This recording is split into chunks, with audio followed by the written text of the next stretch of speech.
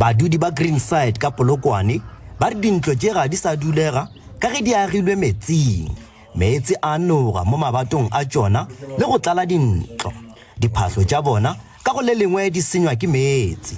Badudi ba re seemo se se gakala o šoro nakong ya dipula. Ba re ba ipotšiša gore lefelo le go tlile bjang gore go agwe dintlo go lona mola le ikadile methopong ya metsi. Ge pula ena ge phela ena metsi a tšolela ka mofase ga ntlo a tsotsoma a tla ka godimo ga ntlo. Re ba ka re dira bridge la ka morago because pula ge nele metsi a taka mo pele a tala ka mo morago so o tsore na o ya ka because metsi a tsona ka mo pele ke a mantši a tsena ka morago ke a mantši. Metsi a tšwelela mo fase a tsotsoma mo fase a tšana go itelele a stakile ka mo jarateng.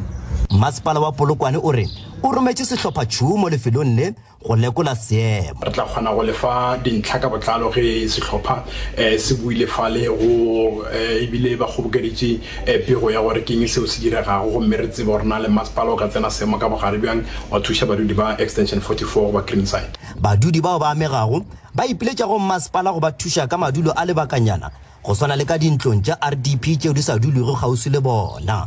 Na ke Koketšo Motau wa ditaba tša SABC Greenside.